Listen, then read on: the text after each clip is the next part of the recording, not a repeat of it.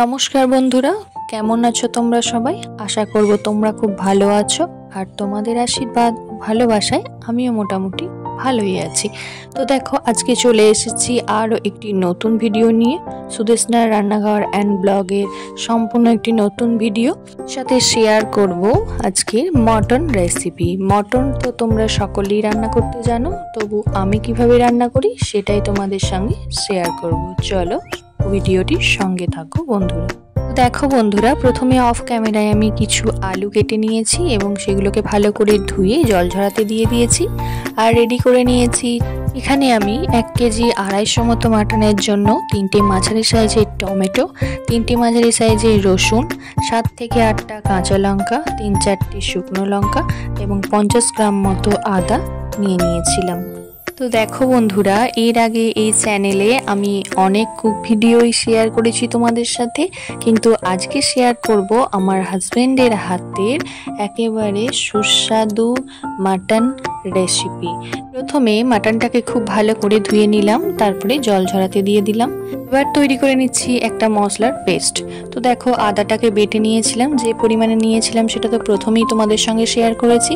তো দেখো, এবার দিয়ে দিচ্ছি 1 চামচ মতো ধনে গুঁড়ো, 1 চামচ মতো জিরে গুঁড়ো, ছোট চামচে 2 চামচ হলুদ গুঁড়ো আর চা চামচের 1 চামচ কাশ্মীরি লাল লঙ্কার গুঁড়ো। এই সমস্ত উপকরণ একসাথে খুব ভালো করে মিশিয়ে একটা পেস্ট তৈরি করে নেব। টমেটোগুলোকে নিয়ে ধুয়ে রেখেছিলাম, সেগুলোকে ছোট ছোট টুকরো করে কেটে নিয়েছি।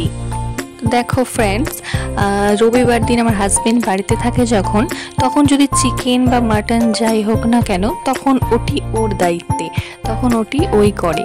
আমরা তখন আর ওই একটি দিন আমাদের ছুটি। তো দেখো, এবার রান্নার দিকে ফিরে যাই।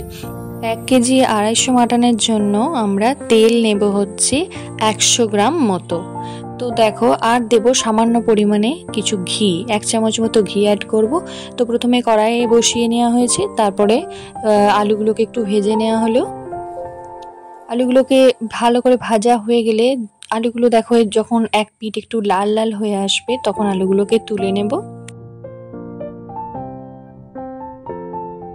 অন্যদিকে রেডি করে রেখেছি 400 গ্রাম মতো পেঁয়াজ, ছোট ছোট টুকরো করে কেটে একেবারে ধুয়ে রেডি করে রেখেছি।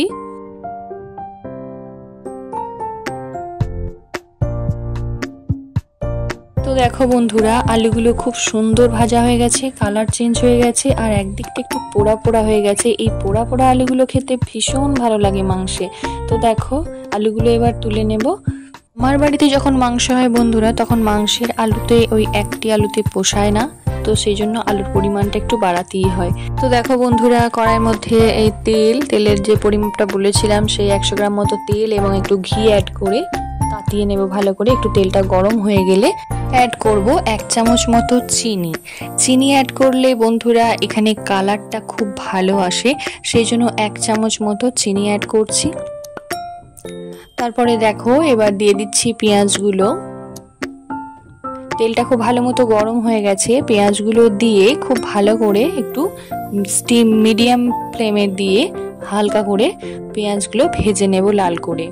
তো বন্ধুরা, আমার এই ডেইলি ব্লগ ভিডিও তোমাদের যদি ভালো লাগে তাহলে একটা লাইক করতে ভুলো না আর চ্যানেলটিকে সাবস্ক্রাইব করে বেল আইকনটি প্রেস করে রেখো নিত্য নতুন ভিডিও পেতে। আর দেখো, ভিডিওটি শেষ পর্যন্ত দেখতে থাকো, আশা করি তোমাদের ভালোই লাগবে। তো চলো দেখো, এবার পেঁয়াজগুলো দেখো ভালো করে লাল লাল হয়ে ভাজা হয়ে গেছে। এই মুহূর্তে আমরা মশলাটা অ্যাড করে দেব, তারপরে খুব ভালো করে কষিয়ে নেব পেঁয়াজের সাথে মশলাটা।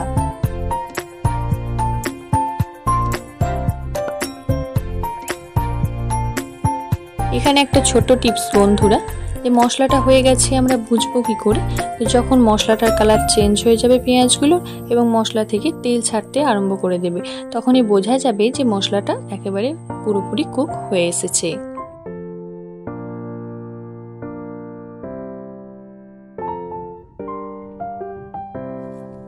তো দেখো বন্ধুরা, আমার এখানে মশলাটা প্রায় কষানো হয়ে এসেছে, আরও কিছুক্ষণ কষাবো। আর এই অবস্থায় আমি যে চর্বিগুলো দেয় মাংসের সাথে এক্সট্রা, তো সেই চর্বিগুলোকে আমি এই মশলার সাথেই দিয়ে দেব। দিয়ে কিছুক্ষণের জন্য মশলাটাকে কষিয়ে নেব। তাহলে কি হবে বলো তো, চর্বিগুলো গলে আসবে। এই চর্বিগুলোই গলতে একটু সময় লাগে, তো চর্বিগুলো গলে যাবে, নরম হয়ে যাবে। তো দেখো বন্ধুরা, আমার এই মশলাটা সম্পূর্ণ কষাতে প্রায় 10 থেকে 15 মিনিট টাইম লাগে। মশলা থেকে যতক্ষণ না পর্যন্ত তেল ছেড়ে আসে ততক্ষণ পর্যন্ত মশলাটাকে ভালোভাবে কষাতে হবে। আর মাংসের মশলা কষানোর উপরই নির্ভর করে মাংসের রান্নার স্বাদ। তো দেখো, এবার আমি দিয়ে দিচ্ছি মাংসগুলো, অ্যাড করে দিচ্ছি। তারপর আরও কিছুক্ষণ ভালোভাবে মাংসের সাথে মশলাটাকে কষিয়ে নেব। আরও 5 থেকে 7 মিনিট আমি মাংসের সাথে মশলাটা কষিয়ে নিচ্ছি। তো দেখো বন্ধুরা, আমার হাজব্যান্ড যখন এইভাবে মাংস রান্না করে আমাদের তো অপূর্ব লাগে, দুর্দান্ত লাগে। তো তোমাদেরও সাজেস্ট করব তোমরা এই পদ্ধতিতে একবার করে দেখো, তাহলে তোমাদেরও মনে হয় খুবই ভালো লাগবে।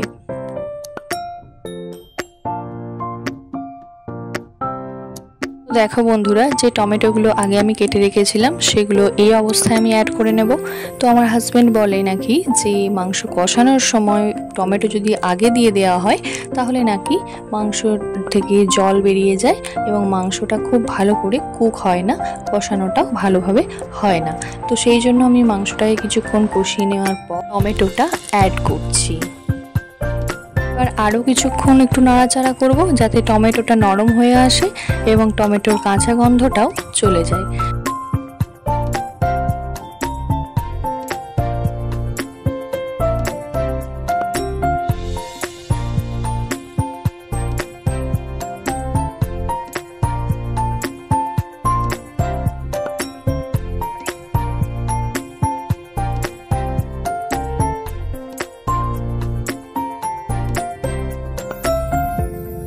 তো দেখো বন্ধুরা, আমার অংশটা কষানো খুব ভালোভাবে হয়ে গেছে। তো টেক্সচারটা দেখে তোমরা নিশ্চয়ই এটা বুঝতে পারছো, প্রায় 30 থেকে 40% মতো মাংসটা কুক অলরেডি হয়ে গেছে। এবার আমরা ঢেলে নেব প্রেসার কুকারের মধ্যে। তারপর পরিমাপ মতো জল, নুন এবং মিট মশলা দিয়ে সিটি দিতে দেব। তো চলো দেখে নেওয়া যাক।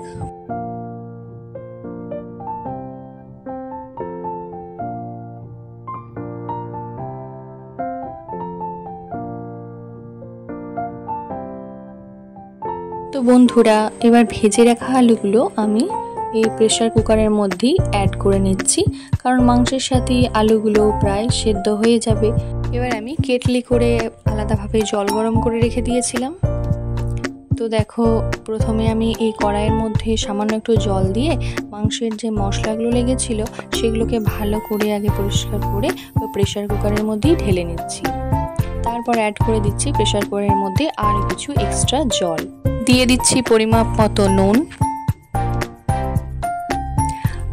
আর দিয়ে দিচ্ছি 1 থেকে 1.5 চামচ মতো একটু মিট মশলা।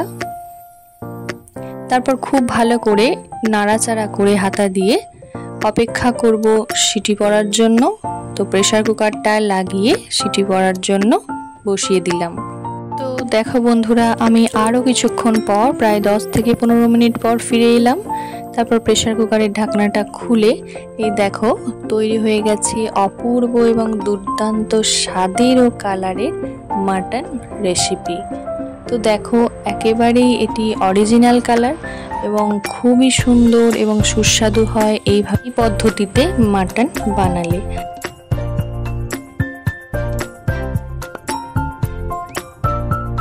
চলো বন্ধুরা, আজকে এই মাটন রেসিপিটি এখানেই শেষ করলাম। তো তোমাদেরকে অসংখ্য ধন্যবাদ ভিডিওটি শেষ পর্যন্ত দেখার জন্য। তো ভালো থেকো, সুস্থ থেকো, সাবধানে থেকো, ভিডিওটি শেষ পর্যন্ত দেখো। তাড়াতাড়ি চলে আসবো আরও একটি নতুন ব্লগ ভিডিও নিয়ে।